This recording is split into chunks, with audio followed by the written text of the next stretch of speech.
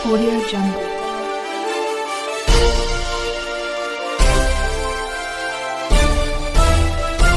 Audio Jungle. नमस्कार, मी सुमय्या आणि आपण पाहत आहात बहुजन सैनिक महाराष्ट्र लाईव्ह. जागना है तो जगाना पडेगा एक राष्ट्र केली. राज्यभरात दर शनिवारी रविवारी तसेच इतर दिवशी होणाऱ्या सांस्कृतिक कार्यक्रमांना रसिकांचा आणि कलावंतांचा भरभरून प्रतिसाद असतो.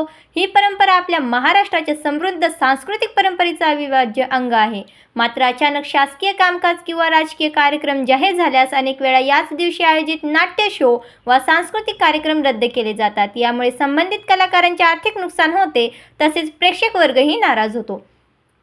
कलावंत या कार्यक्रमांच्या माध्यमातूनच आपला उदरनिर्वाह करतात, त्यामुळे कार्यक्रम रद्द होणे ही बाब गंभीर आहे. या संदर्भात आज आमदार अमित गोरखे यांनी पावसाळी अधिवेशनात लक्षवेधी मांडणी करत शासनाने या संदर्भात धोरणात्मक निर्णय घ्यावा अशी ठाम मागणी केली. या मुद्द्यांवर राज्यभरातील अनेक कलावंतांनी आमदार गोरखे यांचे आभार मानले असून त्यांनी यावेळी काही महत्त्वाच्या मागण्या देखील मांडल्या. या मागण्यांमध्ये राजर्षी शाहू महाराज सन्मान योजनेअंतर्गत लाभार्थी कलाकारांची संख्या 100 वरून 500 करण्याची मागणी केली. तसेच म्हाडाच्या घरांमध्ये कलाकारांसाठी असलेला 2% कोटा वाढून 10% करण्याची विनंती देखील यावेळी करण्यात आली. या सर्व मागण्यांचा सकारात्मक विचार करून मुख्यमंत्री माननीय देवेंद्र फडणवीस यांची भेट घेऊन योग्य तो निर्णय काढण्याचे आश्वासन आमदार अमित गोरखे यांनी दिले. कलाकारांचे प्रश्न सभागृहात प्रभावीपणे मांडल्याबद्दल राज्यभरातील साहित्यिक, रंगकर्मी आणि सांस्कृतिक क्षेत्रातील मान्यवर व्यक्तींनी आमदार अमित गोरखे यांचे आभार मानले आहे व त्यांना मनपूर्वक शुभेच्छा दिल्या आहेत.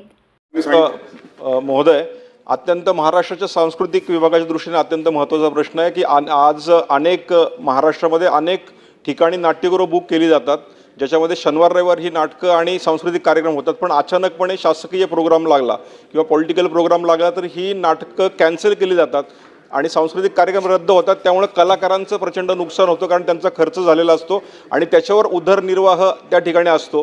त्यामुळं अनेक कलाकारांची एक टीम काल मला भेटून गेली, तर याच्यावर एक शासन निर्णय करावा अशी माझी विनंती. बहुजन सैनिक महाराष्ट्र लाईव्हला लाईक करा, शेअर करा, सबस्क्राईब करा आणि बेल आयकॉनवर क्लिक करा.